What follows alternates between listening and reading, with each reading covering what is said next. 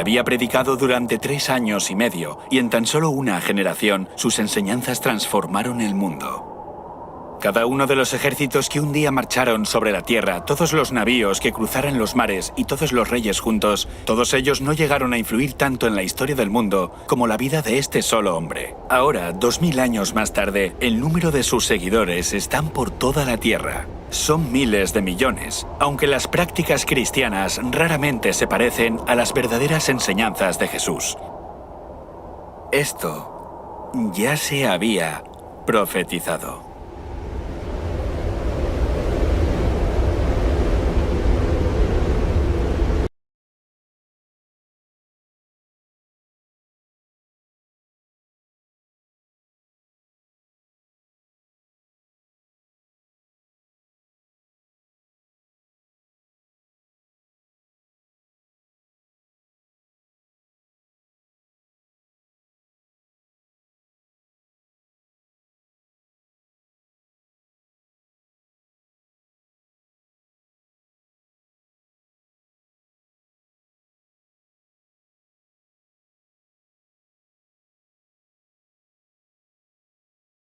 Comenzando con los reinos y gobernantes durante la historia del mundo, hasta los hombres y mujeres que se levantaron para luchar por aquello en lo que creían. Esta es la historia del cristianismo, la búsqueda de la verdad y el pilar que sustenta la fe de millones de personas.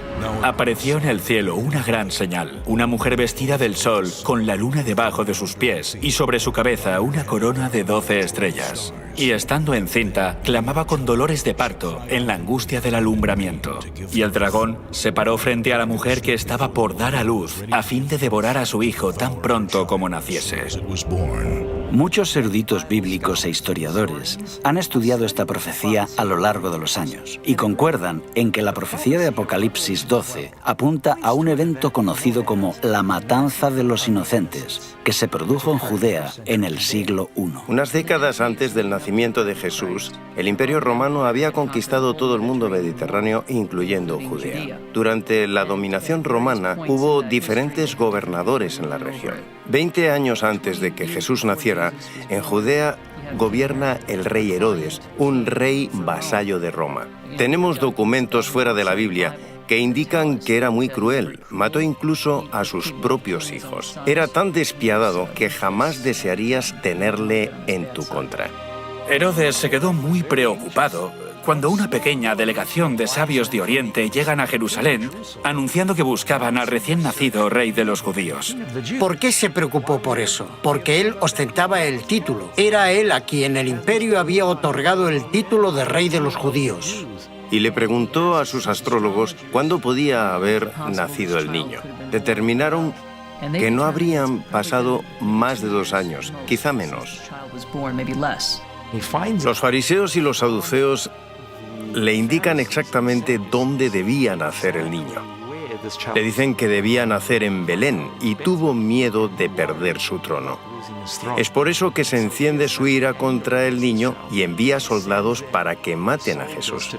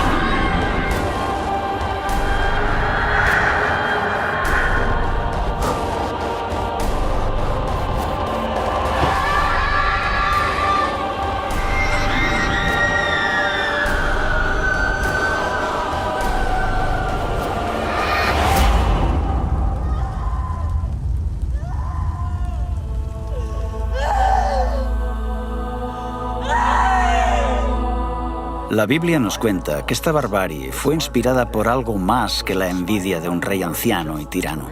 Muchos eruditos bíblicos creen que es parte de una lucha más grande, que comenzó en el principio de los tiempos y continúa hasta el día de hoy.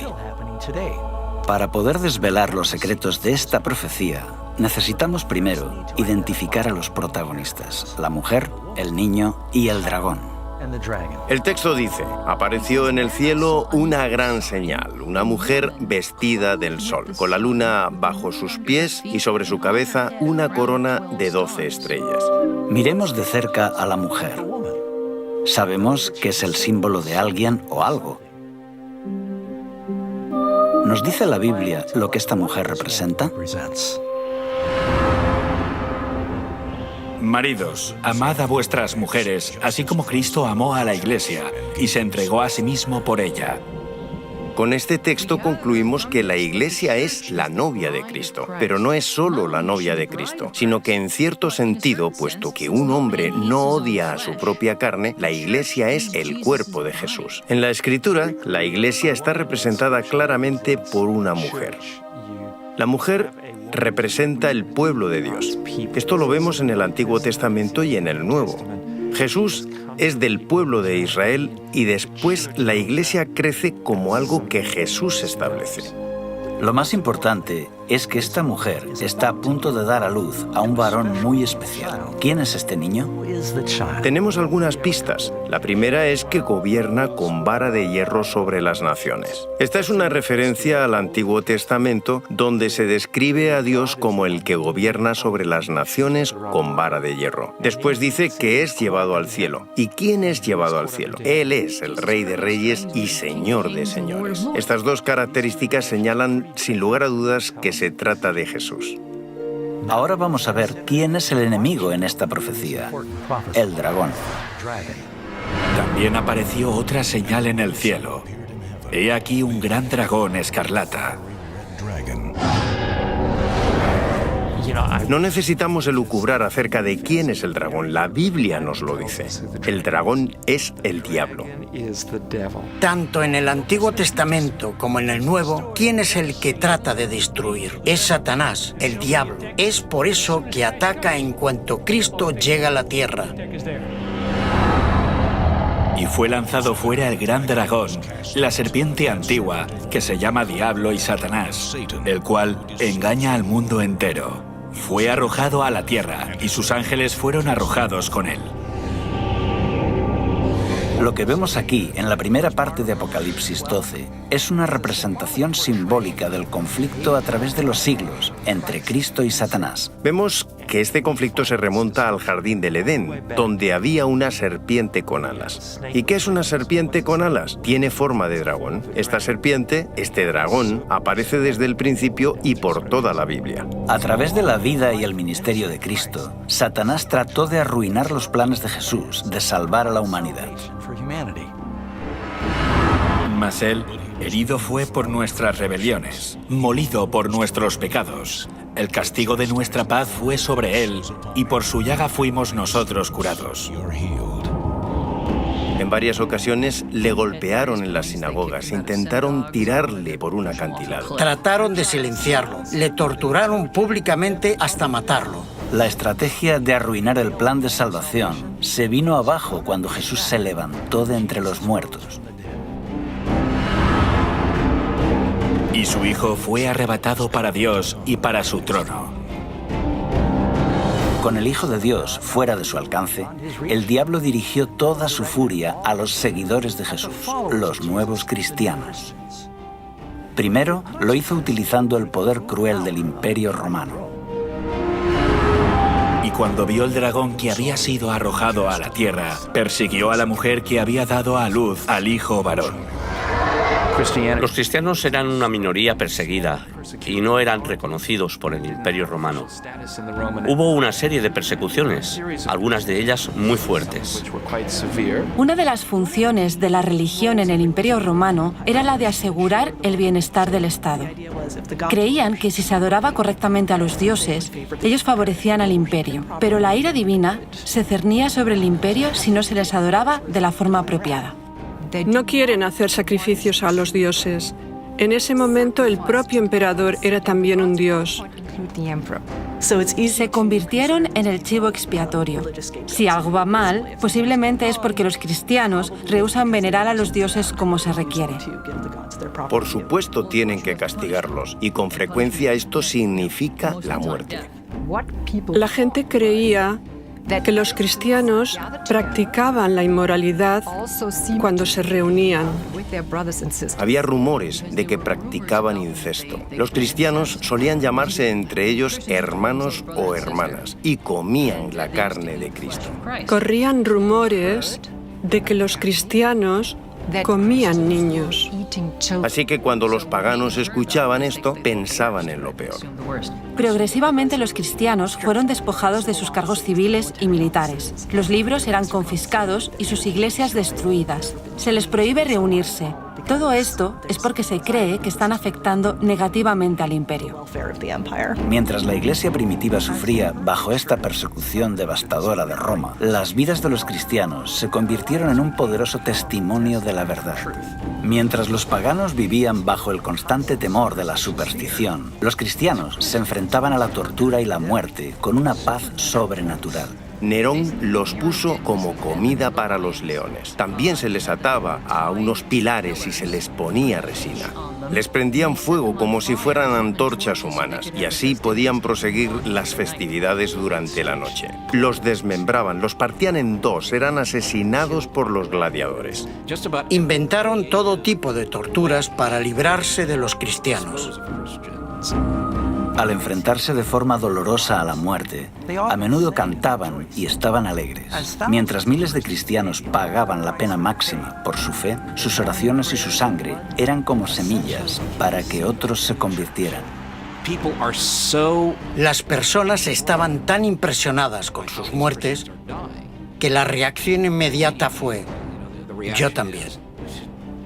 Así que los cristianos se propagaban como la pólvora. Cuantos más morían, mayor número defendía la fe.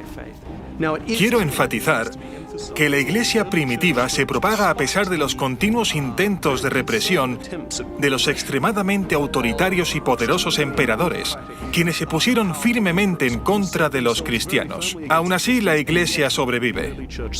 Tertuliano dice que siempre que surge un problema, una hambruna, una enfermedad o una peste, todos dicen: los cristianos a los leones. Como si tan pocos leones pudieran comerse a tantos de ellos. Lo que quiere decir es que no hay forma de destruirlos a todos. Durante este periodo de crecimiento exponencial, los cristianos del Imperio Romano estuvieron literalmente ocultos. Este laberinto de túneles y salas bajo las ciudades de Roma se conocen como catacumbas. Es importante entender qué son las catacumbas. Algunos creen que son cuevas naturales que había bajo la ciudad de Roma y que los cristianos utilizaron. Salvo raras excepciones, las catacumbas no eran cuevas naturales, sino que fueron excavadas por los cristianos. Así que los cristianos hicieron complejos laberintos subterráneos. A veces celebraban allí los servicios donde estaban enterrados los mártires. Por otro lado, es muy significativo el hecho de que enterraran allí a sus muertos. Los cristianos creían en la resurrección del cuerpo. Esta creencia cambió con el paso de los siglos, pero sabemos que los primeros cristianos creían que su cuerpo sería resucitado. Por eso optaron por enterrar a los muertos en lugar de incinerarlos. Así que, si se les veía enterrando a los muertos, sobre todo durante las intensas oleadas de persecución, era como decirle a la policía que viniera a investigarme porque puedo ser un cristiano. En el año 306 llega al poder un nuevo emperador y la situación de pronto cambió. Constantino el Grande fue un líder militar y un político astuto. Constantino tuvo que enfrentarse a una serie de guerras civiles para poder convertirse en emperador. Sus intereses eran personales y políticos, no tenían nada que ver con el cristianismo. Desciende de la Galia, que tenía bajo su control, para enfrentarse a Magencio, en Italia. Constantino viene del norte hacia el sur, a Italia, haciendo un largo recorrido. Mientras marchaba con su ejército, Una noche tuvo un sueño donde Dios vino a él y le dijo: te convertirás en cristiano, pondrás este símbolo en tu escudo y vencerás. Poco después tuvo una visión. La historia relata que fue vista tanto por Constantino como por su ejército. Levantó su vista hacia el sol y vio una cruz llena de luz y escrito en griego: en tu túnica. Bajo este signo vencerás. La historia de que había tenido este sueño aparece en una etapa relativamente temprana. Es descrito por Eusebio. Se encuentra en diferentes fuentes con diferentes versiones, pero parece que Constantino sí que dijo: he tenido este encuentro divino y un ángel me ha dicho que gracias a la señal de la cruz venceré. Constantino mandó pintar los escudos de sus tropas con el símbolo cristiano.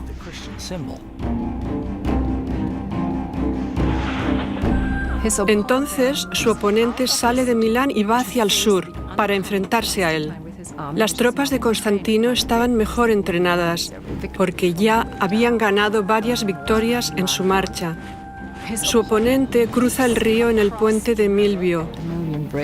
Constantino y su ejército están delante de él y detrás de él el río. No es una buena situación, porque si no vences al enemigo, no tienes dónde retirarte. Así Magencio fue derrotado. Constantino aún no era cristiano, pero cree que el Dios cristiano le ha dado la victoria.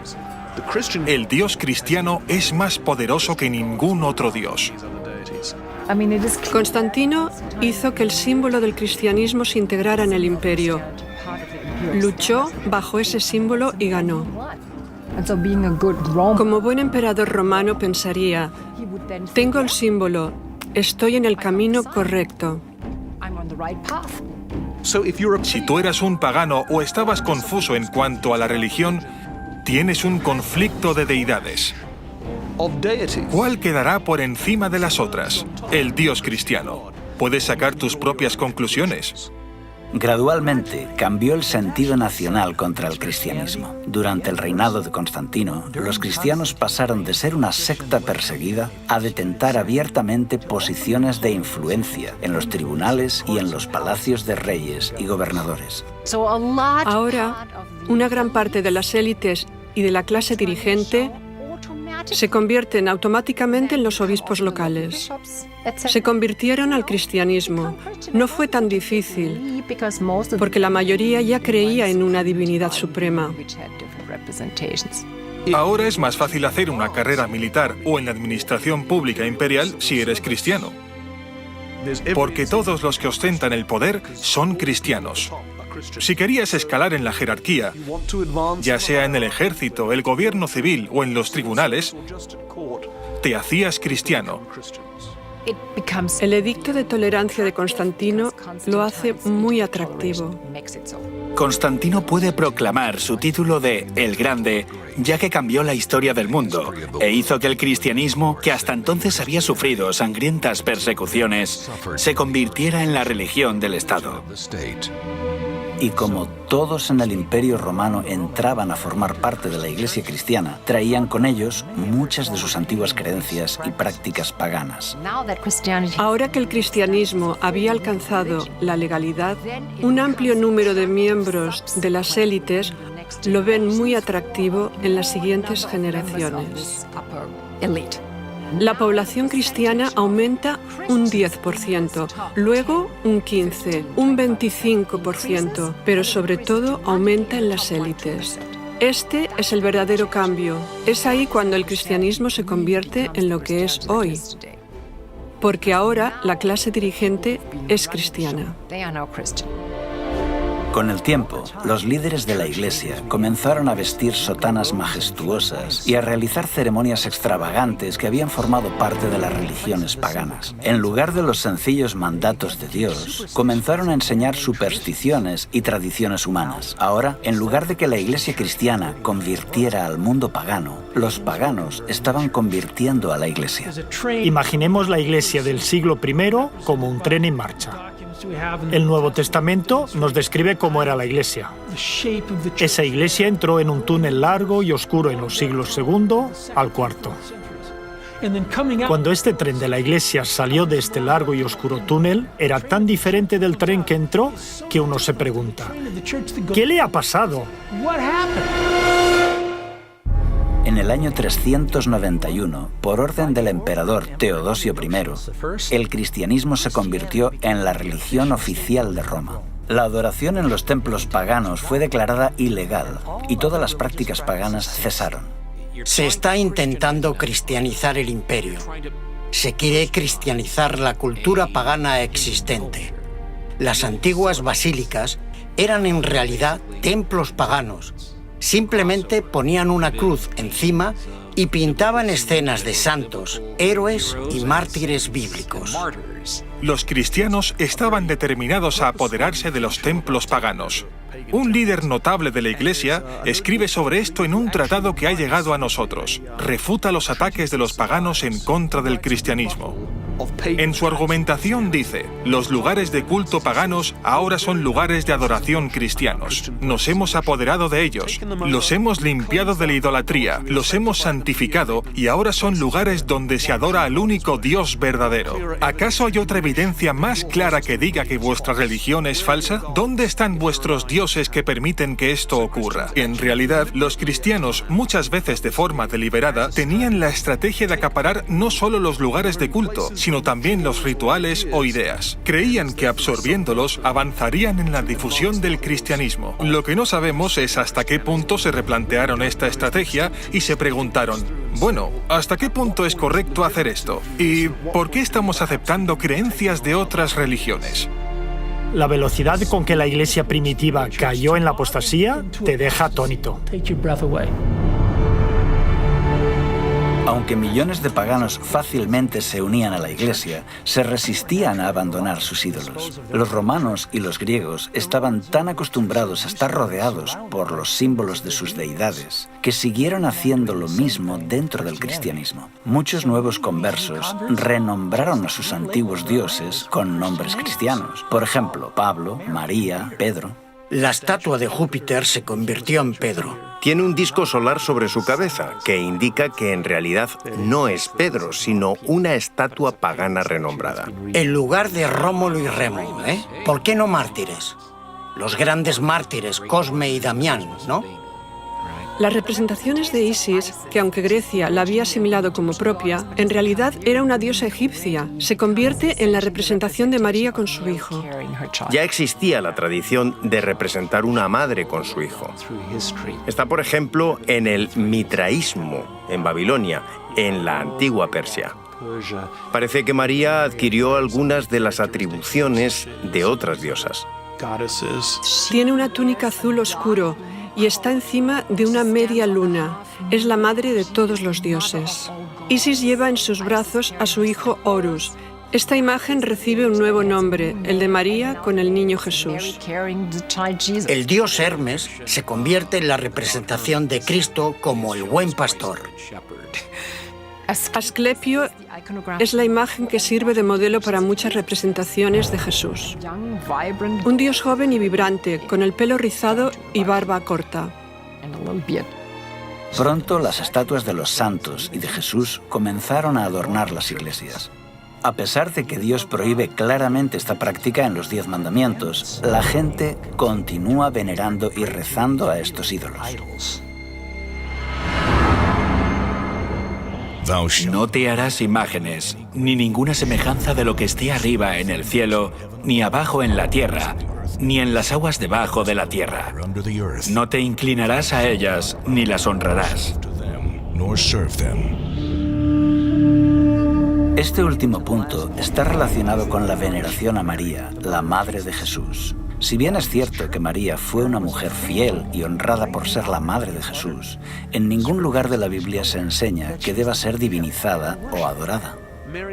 María siempre fue muy importante en la historia antigua de la cristiandad, pero en la Edad Media fue elevada a un rango de semidiosa. Creían que la Virgen María podía interceder por los culpables seres humanos ante su Hijo, totalmente virtuoso, justiciero y censurador. Es una imagen extraña, pero así es como lo muestra el arte religioso de la época.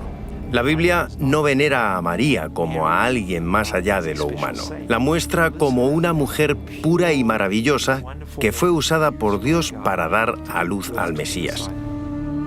Sin embargo, en el Concilio de Nicea, en el año 325, la Iglesia elevó a María al rango de diosa y comediadora con Cristo. Incluso en una fecha tan temprana como finales del siglo IV, ya se dedicaban iglesias a la Virgen María. Pero tristemente, estos no fueron los únicos errores que se introdujeron en este periodo.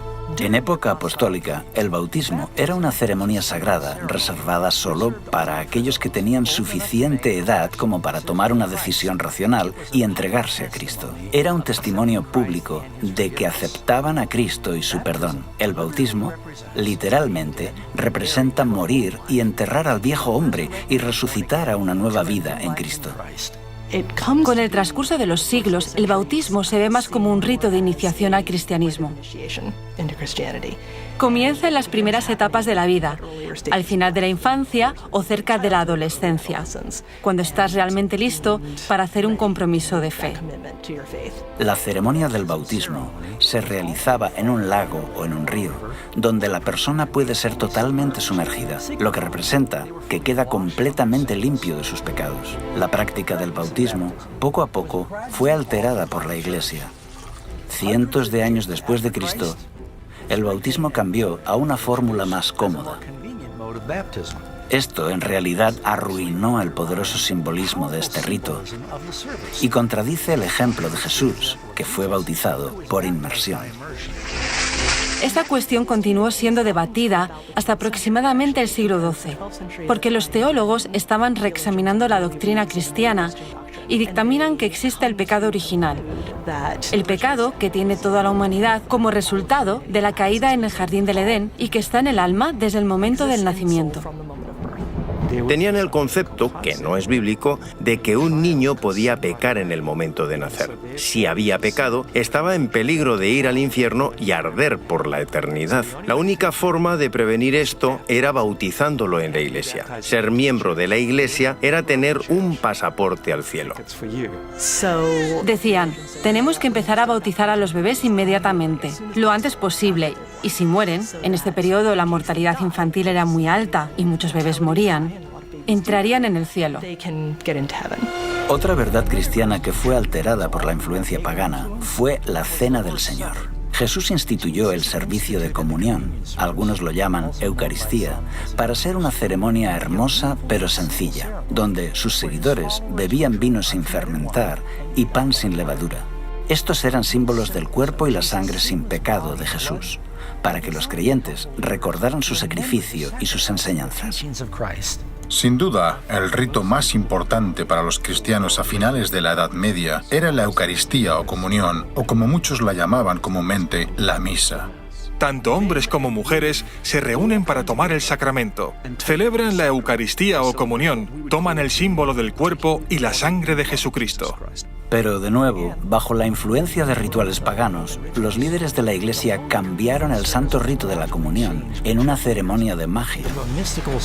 Con este nuevo ritual, se utilizó el vino fermentado y, según decían, el sacerdote tenía la capacidad de transformar el pan y el vino en el cuerpo y la sangre reales de Cristo. Se llama transubstanciación el concepto de que un sacerdote transforma la Eucaristía en el cuerpo y la sangre de Cristo, cuando pronuncia la fórmula hoc es enim corpus meum. Este es mi cuerpo.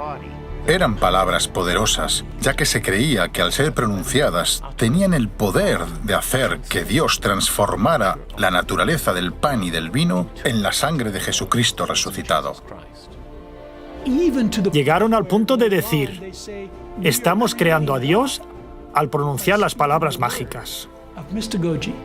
Lo que ocurría en el altar era que el pan se convertía en el cuerpo, el vino se convertía en la sangre, aunque seguían pareciendo pan y vino.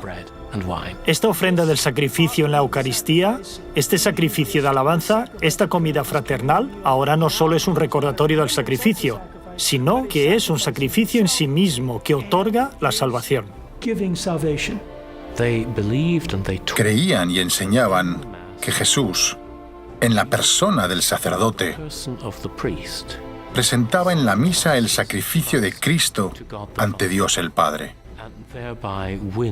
Así se obtiene la bendición y la santidad que la Iglesia puede administrar a quien ella quiera en la misa. La gente creía que al celebrar una misa estabas haciendo algo bueno que era ofrecido a Dios. Esto hacía que hubiera una base teológica para repetirlo constantemente. En 1415, en el Concilio de Constanza, los líderes de la Iglesia decretaron que solo podrían beber vino los sacerdotes y los fieles recibirían tan solo el pan. Pero la Biblia dice que cuando Jesús estableció el servicio de la comunión, todos bebieron el vino. Unos 300 años después de Cristo, la Iglesia comenzó a desviarse de otro de los 10 mandamientos, el cuarto, que requiere que los creyentes recuerden el séptimo día como día de reposo. Acuérdate del sábado para santificarlo. 6 días trabajarás y harás toda tu obra, mas el séptimo día es reposo para Jehová tu Dios. En el Imperio Romano, el judaísmo era una antigua religión y como tal era respetada. Pero los judíos hicieron guerra contra Roma. Aunque al principio su cercanía al judaísmo había protegido a los cristianos, ahora les convertía en el blanco. Los judíos marginaban y perseguían a los cristianos, así que los cristianos trataron de distanciarse.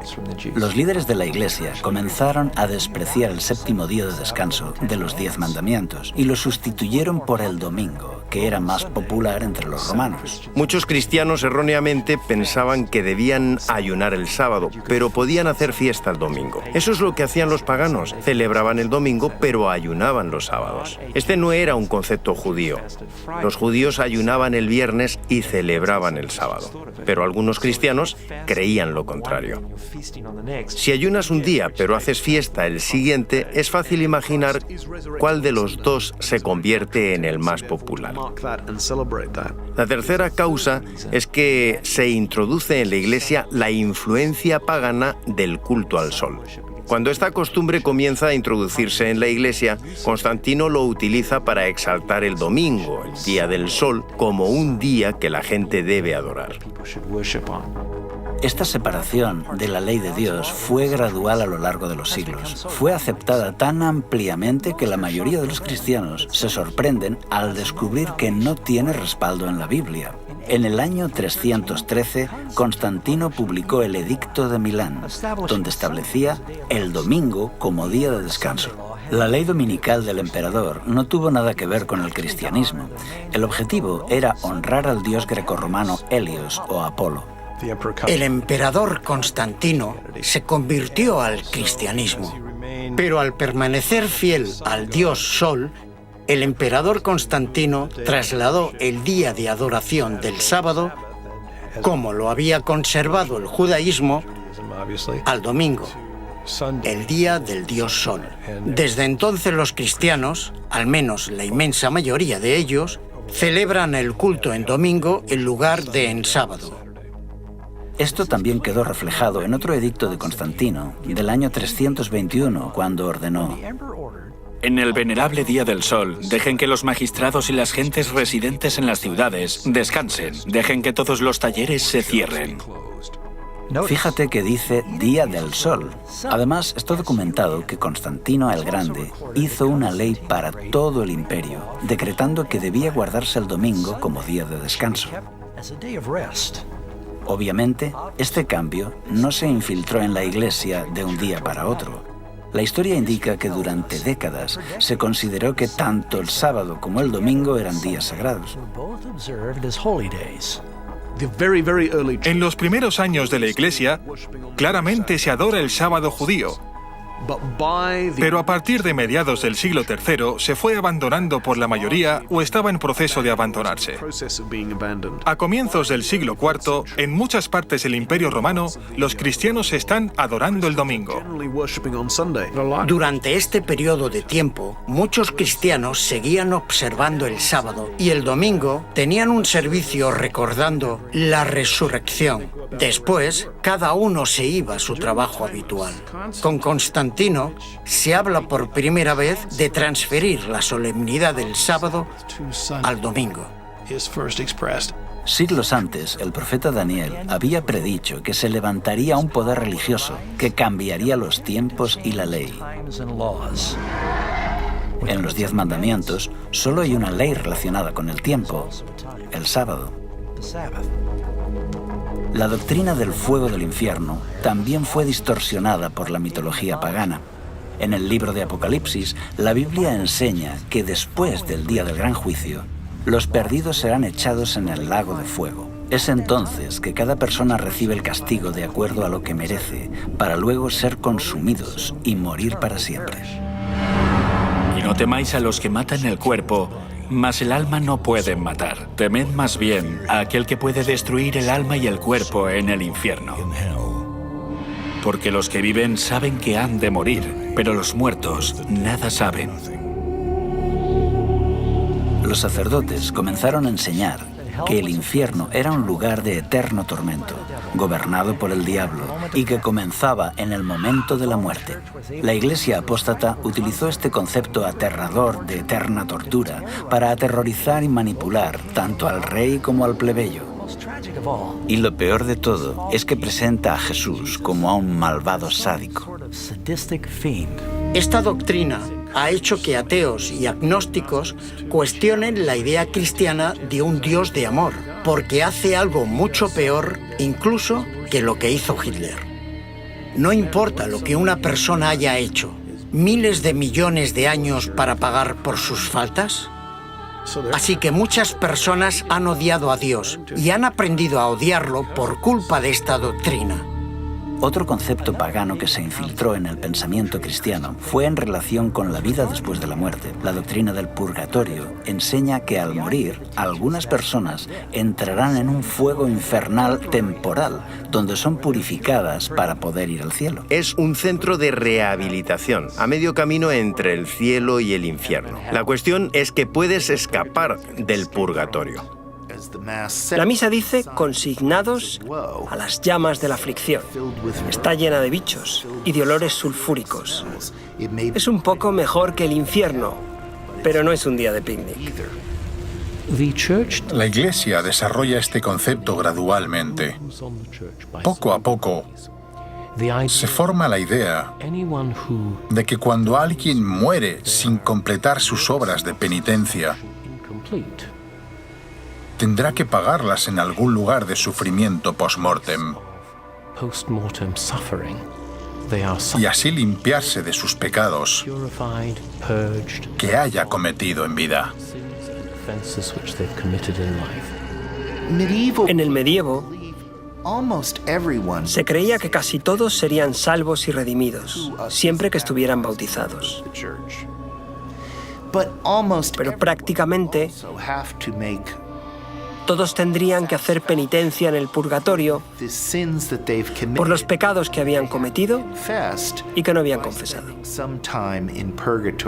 Así que el objetivo era reducir el tiempo de estancia en el purgatorio.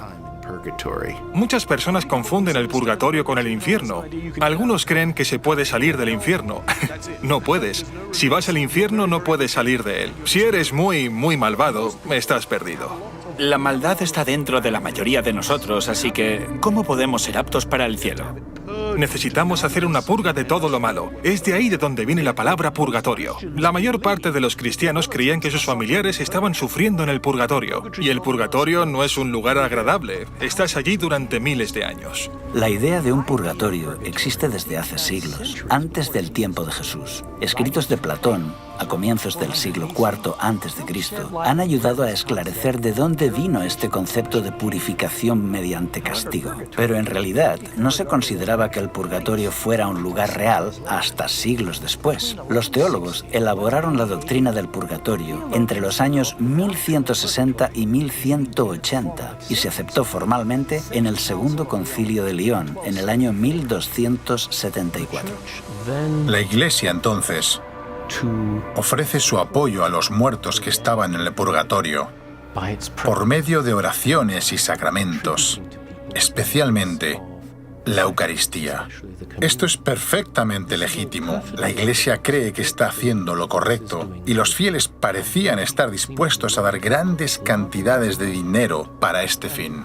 Aquí es cuando tiene lugar una extraordinaria proliferación de instituciones fundadas con el objetivo principal de que los sacerdotes hagan misas por las almas de los difuntos durante los siglos XIV y XV. Esta doctrina fue creada para manipular a las masas a cambio de obtener beneficios financieros. La gente estaba dispuesta a pagar grandes sumas de dinero para librar a un ser querido de la tortura del purgatorio. Nunca podrían comprobar si realmente esa persona salía del purgatorio, de manera que el dinero continuó fluyendo a los bolsillos de los sacerdotes corruptos. La cabeza de la Iglesia tenía a personas encargadas de recaudar el dinero e incentivar que la gente diera su dinero a la Iglesia a cambio de comprar las almas del purgatorio. Esta creencia en el purgatorio está también basada en el peligroso concepto de que las obras y las oraciones de los vivos pueden alterar el destino de los muertos. Pero Jesús dejó muy claro que no existe ni el limbo ni el purgatorio.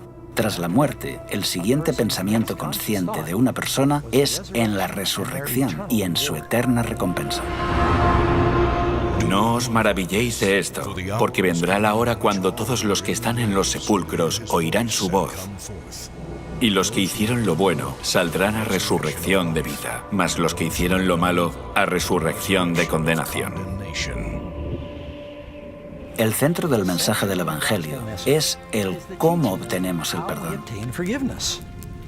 Esta fue la gran verdad bíblica que fue adulterada.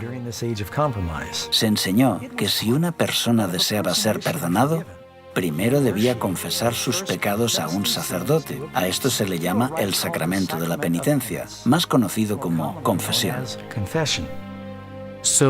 Así que para compensar nuestra falta de bondad y nuestras acciones equivocadas, tanto el pueblo como el clero, todos debemos confesar nuestros pecados a un sacerdote.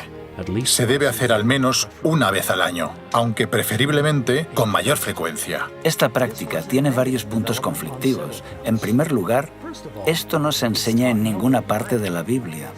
Por otra parte, un mortal toma el lugar de Cristo. Y por último, se impide que Dios pueda comunicarse con las personas directamente. Además, coloca al sacerdote en un compromiso, ya que se entera de las malas acciones de sus feligreses. Cuando en la Edad Media una persona iba a un sacerdote a confesar un pecado, había tres fases. En primer lugar, la persona se confiesa. Luego el sacerdote asegura que la persona está absuelta. El pecado se ha ido. Por último, como ha violado las leyes de la Iglesia y las enseñanzas de Cristo, tiene que hacer una obra de penitencia en compensación al pecado cometido. La Biblia enseña que la humanidad no puede hacer nada para salvarse. Es por esto que Jesús vino. Las Escrituras enseñan que la salvación depende enteramente de nuestra confianza en la gracia y en la misericordia de Dios, que no merecemos. Es un gran regalo que no puede ser obtenido por nuestros esfuerzos ni buenas obras. Incluso nuestra obediencia es el resultado del don de la gracia. La doctrina del Nuevo Testamento de la salvación por la fe es hoy ampliamente comprendida y aceptada. Pero en la época oscura de la Edad Media era fácil convencer a las masas analfabetas de que tenían que realizar obras para ganar el favor de Dios. Les decían que para que un pecador tuviera la esperanza de apaciguar a Dios, debía pagar grandes sumas de dinero, realizar dolorosas obras de penitencia y una agotadora peregrinación. Esto también incluye la necesidad de recitar oraciones repetitivas como un requisito para obtener el perdón. 40 Ave Marías, 10 Padre Nuestros, poner una moneda en la colecta. En las religiones paganas del mundo, la idea de oraciones o cantos repetitivos no es nueva. Se creía que se podía apaciguar a los dioses con el constante eco de las oraciones o usando palabras mágicas especiales. Jesús claramente nos previno en contra de esa forma de oración. Y orando, no uséis vanas repeticiones como los gentiles, que piensan que por su palabrería serán oídos. Los líderes corruptos de la Iglesia sabían que para mantener su poder sobre el pueblo, necesitaban separarlos de la Biblia, que era lo único que pondría en evidencia sus engaños. Al principio la Biblia no fue apartada de la gente, era accesible. Pero con el tiempo, las personas comenzaron a darse cuenta de las contradicciones y desafiaron al clero. Por eso les convenía que la Biblia no fuera accesible al pueblo llano. Solo los sacerdotes podían interpretar las Escrituras porque mezclaban la Biblia con la tradición. Así que la tradición era la norma para interpretar la Biblia y los únicos que entendían esta larga tradición eran los sacerdotes. Ellos podían leer las Escrituras, pero la mayor parte de la gente común no. Así se aseguraban que la Biblia se interpretara de forma que armonizara con la tradición. Desde el siglo V al siglo XV, durante 1000 años de historia, se enseñó, y así fue aceptado, que solo los líderes religiosos estaban suficientemente cualificados para explicar los textos sagrados. Al hombre común se le dijo que nunca podría comprender las Escrituras sin ayuda de un sacerdote. Con este gran engaño, los miembros de la Iglesia quedaron sumergidos en la oscuridad. Mientras tanto, la Iglesia, que antes era un baluarte de la verdad bíblica, ahora era una organización política corrupta, adornada con ceremonias espiritistas. No es de extrañar que este periodo estuviera marcado por el deterioro cultural, económico y espiritual. Es conocido como el oscurantismo. Es trágico ver cómo en tan solo unos siglos la maravillosa luz que había estado brillando por la resplandeciente Iglesia de Cristo se había disipado por tradiciones paganas. Ahora surge una mujer muy diferente para ocupar su lugar. Y vi a una mujer sentada sobre una bestia escarlata llena de nombres de blasfemia, que tenía 7 cabezas y 10 cuernos. Y la mujer estaba vestida de púrpura y escarlata y adornada de oro, de piedras preciosas y de perlas, y tenía en la mano un cáliz de oro, lleno de abominaciones y de la inmundicia de su fornicación, y en su frente un nombre escrito, un misterio: Babilonia la Grande, la madre de las rameras y de las abominaciones de la tierra. Vi a la mujer ebria de la sangre de los santos y de la sangre de los mártires de Jesús. Y cuando la vi, quedé asombrado con gran asombro. En Apocalipsis 17, Juan ve a una mujer y la describe muy diferente a la mujer pura de Apocalipsis 12. ¿Quién es esta ramera sanguinaria? ¿Y qué es la extraña bestia sobre la que está sentado? Si aún no estás sentado, ahora es el momento de que te sientes. Lo que estás a punto de escuchar puede que te resulte impactante. Solo hay un imperio, una iglesia, una institución que encaje con la descripción de esta profecía, la Iglesia Católica Romana. Esto no significa que todas las personas que profesan esta fe sean malas, o que estén perdidos, o que no sean sinceras. Los creyentes católicos son de los más nobles y han hecho muchas cosas buenas a lo largo de la historia. Aquí se trata de una lucha a otros niveles, entre poderes espirituales e instituciones, que combaten contra la verdad de la Biblia. Pero ahora debemos descorrer el velo y ver las evidencias de forma objetiva. En Apocalipsis 17:1 observamos que esta mujer ramera se sienta sobre muchas aguas. Por suerte para nosotros, el ángel nos explica el significado de este símbolo en el versículo 15. También me dijo: las aguas que has visto donde la ramera se sienta son pueblos, muchedumbres, naciones y lenguas. Así que la mujer reina sobre una civilización densamente poblada. Posiblemente has escuchado en alguna ocasión la frase «todos los caminos llevan a Roma». Durante el apogeo de su imperio, los romanos habían construido una red de carreteras de casi 100.000 kilómetros a lo largo y ancho de sus dominios. Mientras el imperio romano se desmoronaba, la Iglesia de Roma ganaba fuerza. La Iglesia Católica se da prisa por llenar el vacío de poder que quedó tras la caída del Imperio Romano.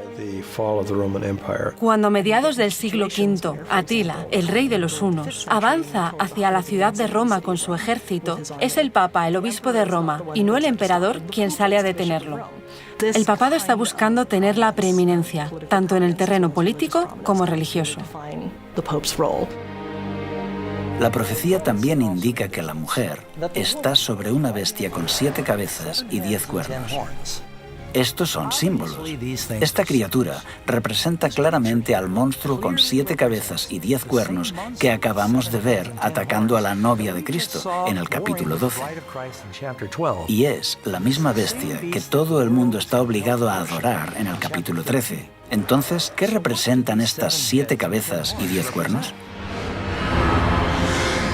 Las 7 cabezas son 7 montes sobre los cuales se sienta la mujer.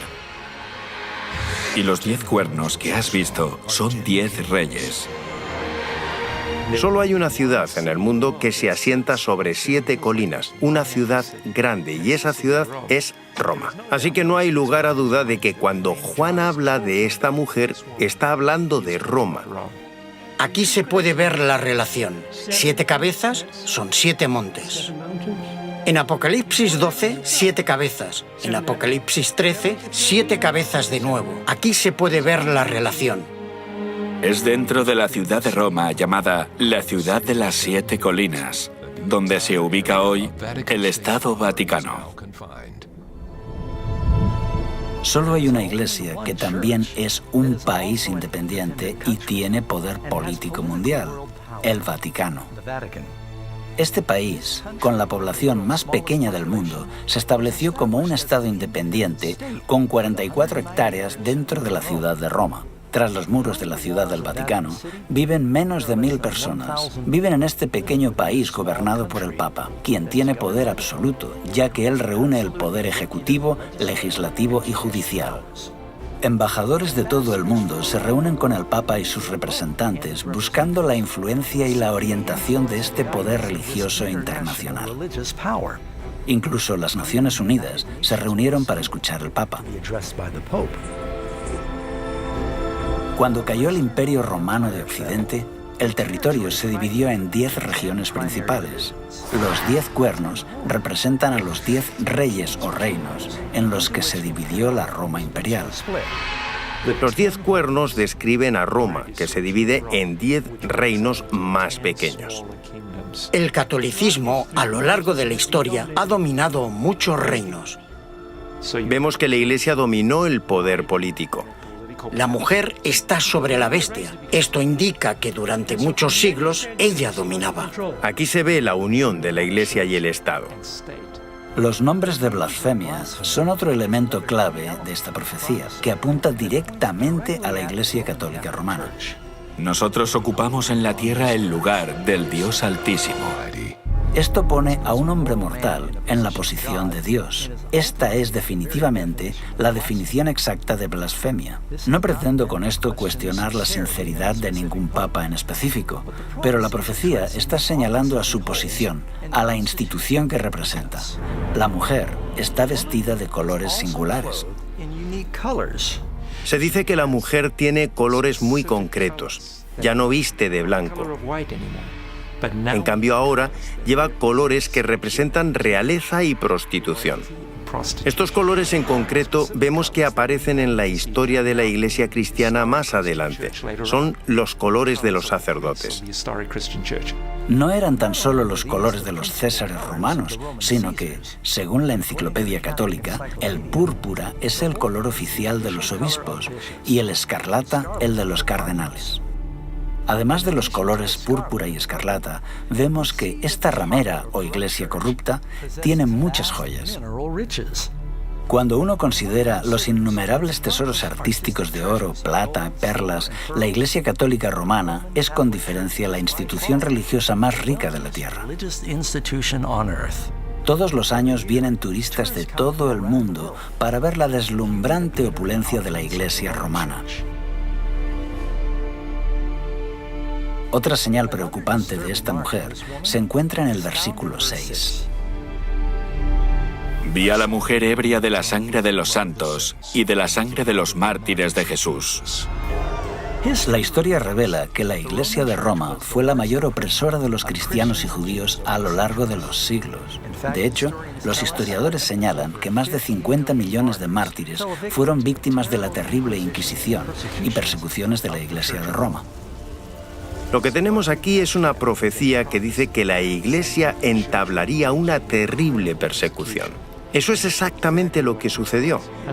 La Iglesia construyó una gran estructura legal, conocida como la Inquisición, para interrogar y torturar a los disidentes, forzando al mayor número posible a retractarse de sus ideas y ejecutando a los líderes del movimiento para evitar que divulgaran sus ideas.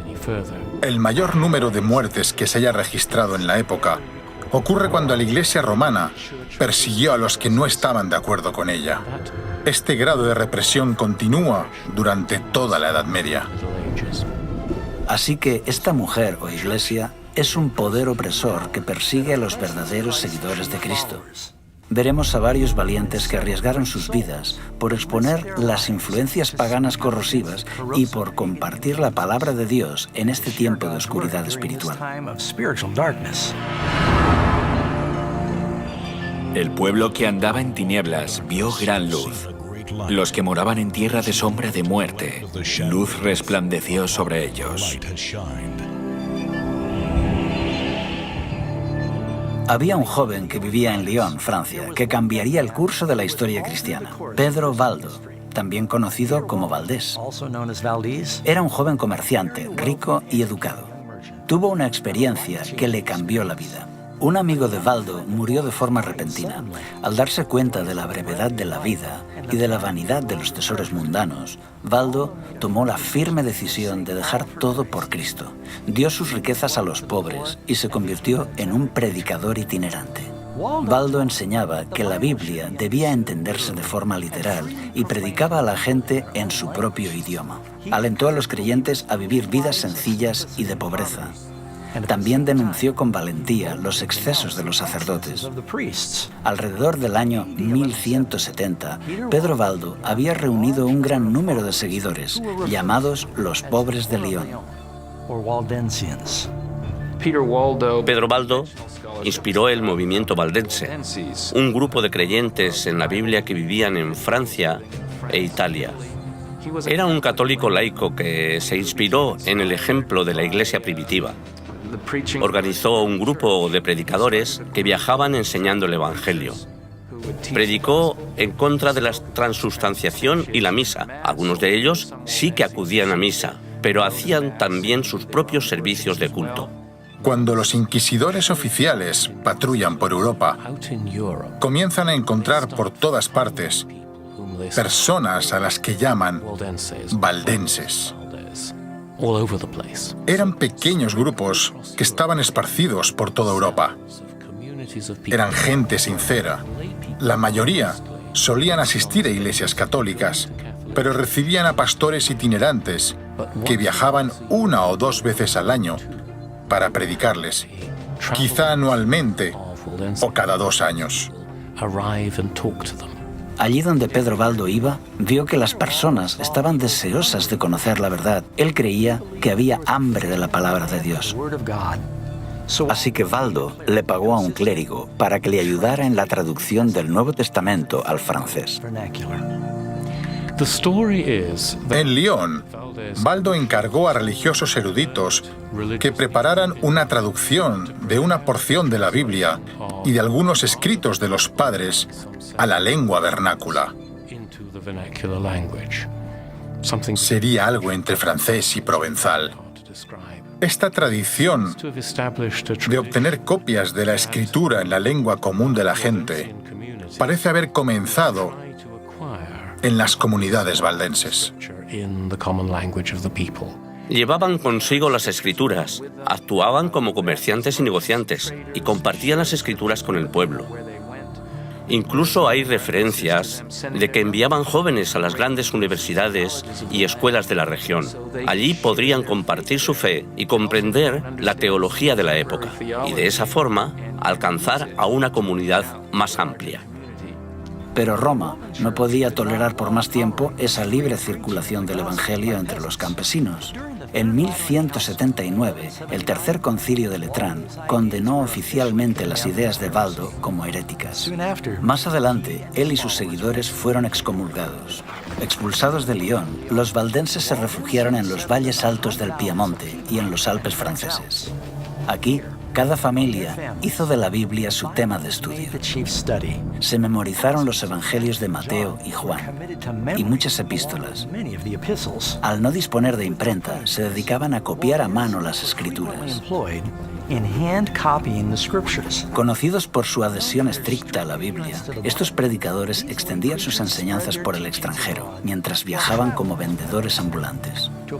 Para no ser descubiertos, escondían en el forro de sus ropas sus copias a mano de pasajes de la Biblia y las compartían cuando encontraban a alguien que estaba abierto a escuchar. Incluso tras la muerte de Pedro Baldo en 1218, la Iglesia de Roma continuó persiguiendo ferozmente a los valdenses.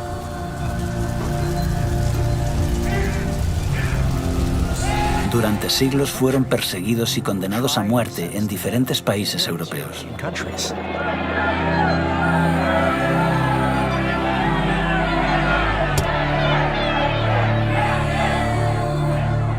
El Espíritu Santo incitó a muchos dentro de la Iglesia a levantarse con valentía a favor de una reforma. Uno de ellos era John Wycliffe, teólogo inglés y predicador laico, traductor y profesor en Oxford. Cuando comenzó a señalar los errores dañinos que se enseñaban a los creyentes, su educación le dio una gran ventaja. Wycliffe nunca quiso ponerse en contra de los líderes de la Iglesia, pero al ver las evidentes contradicciones entre lo que decía la Biblia y lo que hacía la Iglesia, no pudo guardar silencio. Es extraño que alguien como Wycliffe se convirtiera en hereje porque era catedrático de Oxford. Fue educado en la estructura de la Iglesia, pero estaba afligido por lo que veía a su alrededor.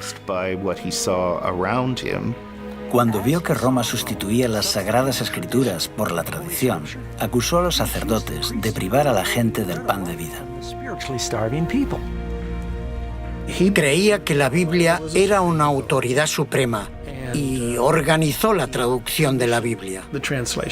Tenía seguidores llamados lolardos, quienes iban por todas partes distribuyendo la Biblia y predicando. Creían en la importancia de leer la Biblia. Leían la traducción de Wycliffe y creían en una religión más sencilla, que ya los valdenses y otros habían promovido en el siglo XII. Este era el mayor regalo que podía dar a la gente común. Ningún otro documento ha alterado tanto el curso de la historia como la traducción de la Biblia al inglés. Él presentó algunas de las verdades que después desarrollaría el protestantismo. Sus enseñanzas prepararon el camino para que, siglos más tarde, muchos en Inglaterra aceptaran la Reforma. Wycliffe tuvo la valentía de declarar que la autoridad universal del Papa no era bíblica. Por eso, el 22 de mayo de 1377, el Papa Gregorio condenó los escritos de John Wycliffe, indicando que sus enseñanzas eran peligrosas para la Iglesia y el Estado. Pero Wycliffe continuó enseñando que la salvación era únicamente mediante Cristo y que eran las Escrituras las que eran infalibles y no la Iglesia de Roma. Con el tiempo, sus escritos y su trabajo de reforma se extendió como una ola, influyendo a millones de creyentes. Se podía leer en cualquier lugar donde hubiera gente instruida y teólogos escolásticos. Viajan por Europa, a Bohemia, e inspiran también a Juan Hus.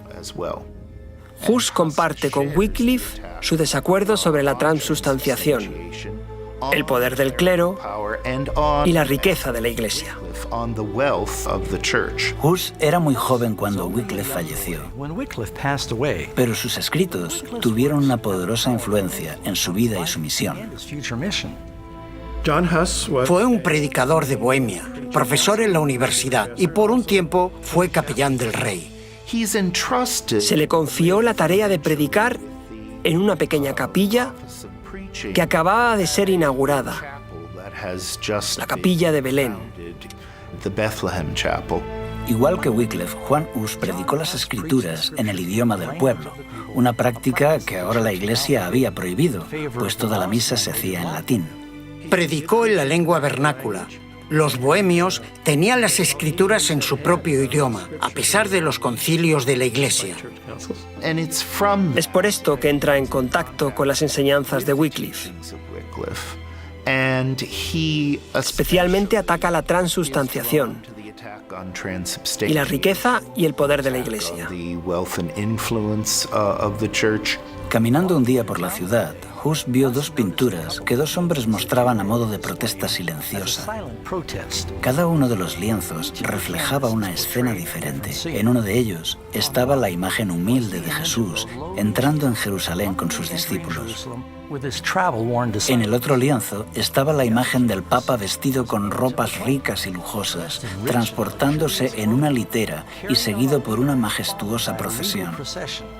Las pinturas presentaban el contraste entre Jesús, quien dijo que las zorras no tienen guaridas y las aves de los cielos nidos, pero el Hijo del Hombre no tiene dónde reclinar su cabeza, con el esplendor y la magnificencia del palacio papal y su séquito.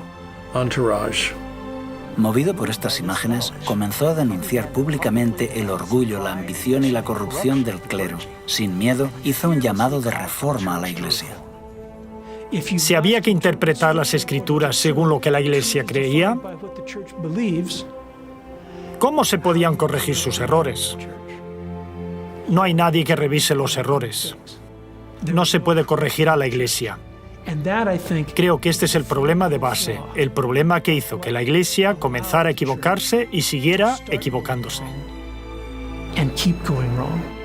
Juan Hus fue invitado a Constanza, Alemania, a defender sus críticas a la Iglesia de Roma. Segismundo, rey de Hungría y más tarde del Sacro Imperio Romano, le garantizó un salvoconducto, pero nada más llegar Hus a la ciudad, fue arrestado y puesto en el calabozo en el castillo de Gottlieben. El rey Segismundo estaba muy enfadado porque habían encarcelado a Hus y amenazó al concilio de la Iglesia, pero el concilio convenció a Segismundo de que las promesas hechas a un hereje no eran vinculantes. El 6 de julio de 1415, el concilio se reunió en la catedral después de la misa. Es entonces cuando Juan Hus es llevado a juicio. Se le pidió que defendiera su posición. Mientras lo hacía, afirmaron que había dicho una herejía. Así fue atrapado y condenado por herejía. Los guardias se lo llevaron para ser ejecutado. En el lugar de su ejecución, Hus se mantuvo firme. Mientras subían las llamas, pudo elevar su voz en canto.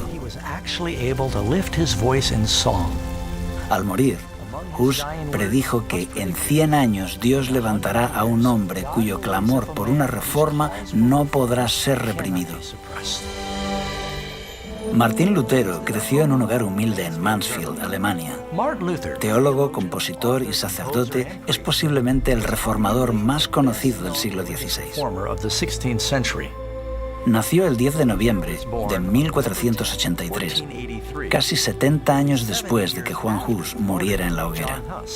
Nació en una familia trabajadora de clase media y tenía varios hermanos y hermanas. Lutero desarrolló un carácter firme. La familia de Lutero fue hasta cierto punto una familia de grandes triunfadores.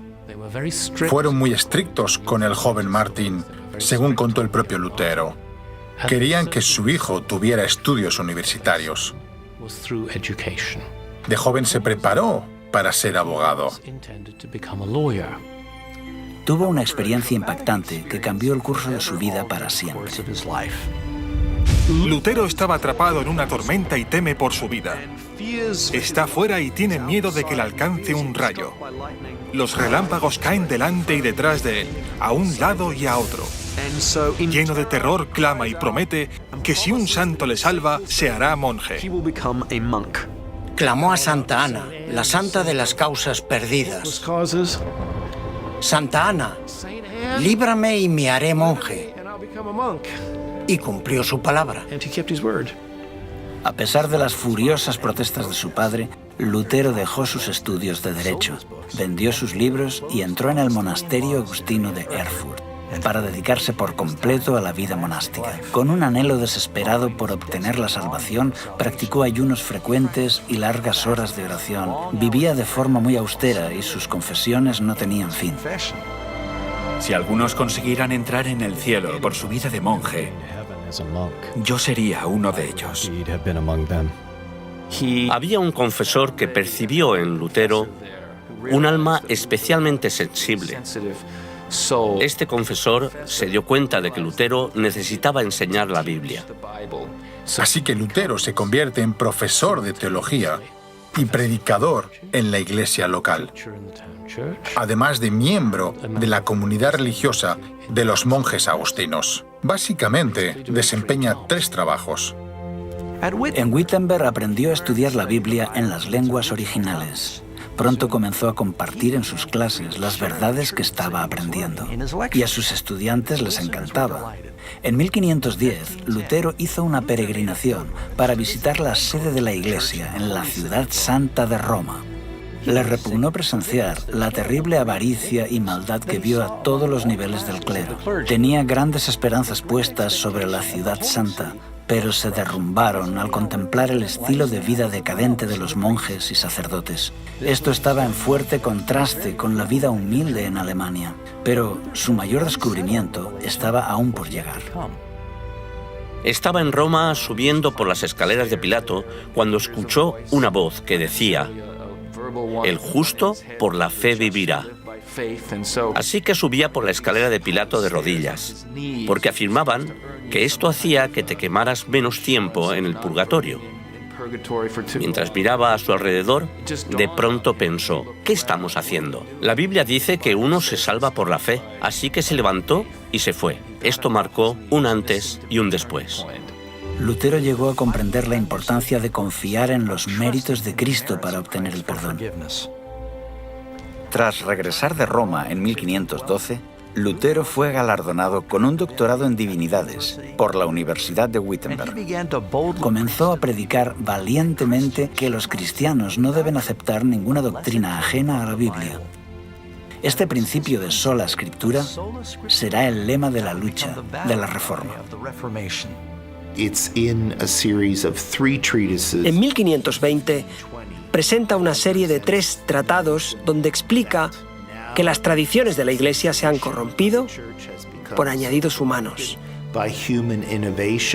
y que la Iglesia solo debe seguir el testimonio de la Biblia. Esto es lo que explica el declive de la Iglesia, que la gente perdió de vista la Biblia y la capacidad de leerla por sí misma. Había una barrera entre el pueblo y la Biblia, entre los fieles y Cristo. Cuando Martín Lutero y sus colegas declararon que la Biblia era la única autoridad válida, comenzó el resurgir de la Iglesia. Sola Escritura, tota Escritura, prima Escritura, y hacen que la situación cambie. En la misma época, Roma estaba excavando el suelo para la construcción de la nueva y magnífica Basílica de San Pedro. La Iglesia envió a Alemania a Johann Tetzel para vender indulgencias con el fin de recaudar los fondos necesarios para la catedral. La Iglesia cree no solo que sus servicios y ofrendas pueden ayudar a los muertos, también dice que el jefe de la Iglesia de Occidente, el Papa, gracias a la gran abundancia de gracia acumulada en la Iglesia, puede declarar que los pecados de alguien quedan borrados tras su muerte.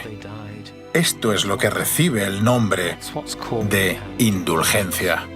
La indulgencia plenaria absolvía a la persona de todos los pecados cometidos hasta ese momento y, según decía la Iglesia, aceleraba el proceso del purgatorio, llevando a la persona directamente al cielo.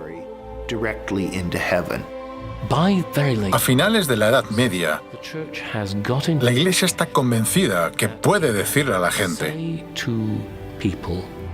si estás dispuesto a hacer una ofrenda a la Iglesia te dará una indulgencia en forma de ofrenda para un familiar, amigo, pariente, ser querido que haya fallecido. Supuestamente ese ser querido escapaba de forma inmediata de las torturas del purgatorio. Esto se hizo una creencia muy popular en los siglos XIV y XV. La gente pedía indulgencias. Lutero descubrió que algunos de sus feligreses compraban indulgencias y se indignó. Cuando la gente vino a él para canjear sus indulgencias, se negó rotundamente a validarlas. Lutero les dijo que lo que tenían que hacer en realidad era arrepentirse sinceramente de sus pecados y abandonarlos. Esto fue lo que forzó a Lutero a entablar una batalla con su amada Iglesia. El 31 de octubre de 1517, Lutero clavó su famosa protesta en la puerta de la iglesia de Todos los Santos de Wittenberg. ¿Qué son las famosas 95 tesis que Lutero clava a la puerta de la iglesia del castillo de Wittenberg? Es una invitación académica al debate. Él anota 95 tesis y lo que básicamente está diciendo es: estas son mis propuestas. Estaban mejor redactadas de lo que uno se puede imaginar porque estaban pensadas para el debate. Las 95 tesis eran solo 95 propuestas sobre las que pretende entablar un debate en la universidad. Esta es una práctica habitual en el mundo académico a finales de la Edad Media. Así que Lutero está realizando un ejercicio estrictamente académico. Es como publicar un artículo en una revista académica de la actualidad. Yo mismo, como historiador, no espero que muchas personas lean mi trabajo. Solamente piensas en alcanzar a un círculo muy estrecho. Así que clava sus tesis a la puerta del castillo de Wittenberg, porque tradicionalmente es allí donde se publican las invitaciones al debate. Así que Lutero no esperaba despertar tanto revuelo. Atrajo la atención de mucha gente, incluyendo la del Papa. Lutero no deseaba despertar la hostilidad de la Iglesia. Él cree que las aceptarán. De hecho, si nos remontamos a los padres de la Iglesia, incluyendo a San Agustín, encontramos en sus escritos muchos puntos que concuerdan con lo que Lutero decía. Así que Lutero esperaba que la gente dijera: «Oh, genial, gracias por aclararlo». Tal vez fue un poco ingenuo, pero posiblemente es el resultado de su formación académica. Él no pretendía ni mucho menos empezar un nuevo movimiento. Pero lo que en realidad sucedió es que la Iglesia no aceptó lo que Lutero tenía que decir. Se emitió una bula papal. La bula es un decreto de la Iglesia. En ella se condenaba a Lutero y sus escritos y declaraba que debían ser quemados. La bula fue enviada a Wittenberg, donde, en lugar de quemar los escritos de Lutero, Lutero reunió a un gran número de personas y quemó la bula papal. La quema de la bula papal fue un duro golpe. Se había desafiado a Lutero y él había respondido. Lutero dice: «Vale, tú me condenas a mí, pero yo te condeno a ti, porque lo que aquí está en juego es la verdad. Así que, si la Iglesia condena la verdad bíblica, entonces la Iglesia debe ser el anticristo. Es así como él la llama». Claro, cuando llamas a alguien el anticristo, es bastante difícil llegar a un acuerdo. Así que el emperador alemán organizó una audiencia donde acudieron todos los príncipes y sacerdotes importantes. Es la Dieta de Worms. Aquí acudieron representantes de todos los príncipes, nobles y ciudades libres del imperio. Lutero tiene la esperanza de poder debatir. La Iglesia sabe que Lutero es muy elocuente y no van a darle la oportunidad de hacerlo. Le colocaron en medio de la sala, le mostraron sus libros y le preguntaron dos cosas. ¿Estos libros son tuyos? ¿Y vas a retractarte? ¿Rechazas las doctrinas que has escrito en ellos? No respondió inmediatamente. Dijo: «Sí, son mis libros, pero en ellos hay muchas cosas escritas y necesito tiempo para pensarlo». Casi pierde sus nervios, pero logra controlarse y al día siguiente viene y comienza a jugar con las palabras. Cuando le dicen: «¿Estas son tus obras?» y «¿te retractas de ellas?», Lutero responde: «¿Pides que me retracte de todas mis obras? Todos en la Iglesia están de acuerdo con algunas de ellas. He escrito sobre ciertos males en la Iglesia y muchos en la Iglesia están de acuerdo con esto». Intentan debatirlo, pero las autoridades no van a permitir esto. Dicen: «No, solo responde, ¿te vas a retractar?».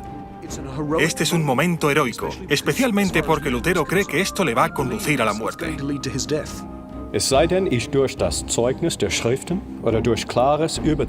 A menos que se me convenza mediante el testimonio de la Biblia o claros argumentos de la razón, pues no creo ni a papas ni concilios. He sabido que muy a menudo han errado y se han contradicho entre sí.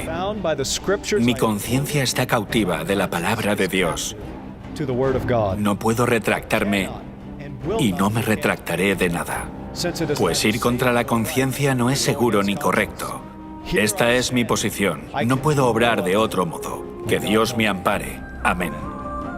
El concilio no pudo decir mucho en respuesta a esto, pero Lutero fue declarado un criminal. Sus escritos fueron prohibidos y ordenaron su detención. El documento decía: queremos que sea arrestado y castigado como un hereje notorio. A Lutero se le había dado un salvoconducto para ir a la dieta de Worms, tal y como se le había dado a Huss para acudir al concilio de Constanza unos 100 años antes.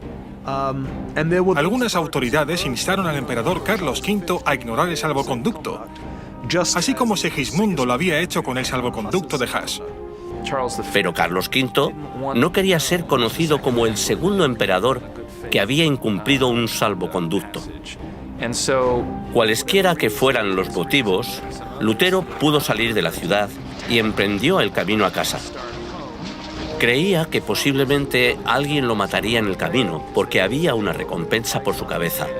En lugar de eso, Lutero fue secuestrado por agentes de Federico el Sabio, quien había decidido esconder a Lutero por un tiempo. Lo escondió en el castillo de Warburg. Nadie sabía lo que le había ocurrido a Lutero. Muchos creyeron que estaba muerto. Durante un año, en este exilio solitario al que Lutero se refiere como mi Patmos, el ex sacerdote continuó su prolífico trabajo de escritura. Incluso se las arregló para traducir el Nuevo Testamento del griego al alemán. 72 años antes de que Lutero completara su traducción del Nuevo Testamento, Gutenberg había cambiado la historia con la invención de la imprenta. Con esta nueva e increíble tecnología, la verdad de Dios comenzó a extenderse por toda Europa como las hojas de otoño. Así que en medio de esta gran reforma, el Señor armó a su pueblo con la espada de su palabra. Sobre esta misma época, se levantaron otros grandes campeones de la verdad dentro de la Iglesia de Roma. Entre estos hombres valientes que exhortaban al pueblo para que regresaran a las Escrituras, se encuentra Philip Melanchthon, William Tyndale, Juan Calvino y John Knox, por nombrar solamente algunos de ellos. Al tiempo que los reformadores predicaban y la imprenta trabajaba a toda máquina, el pueblo en masa estudiaba la palabra de Dios. Gradualmente, la luz de la verdad comenzó a romper las cadenas de error y la superstición que habían atado a las personas durante siglos. Como un soplo de aire fresco en primavera, Europa experimentó un renacimiento religioso. Y conoceréis la verdad, y la verdad os hará libres.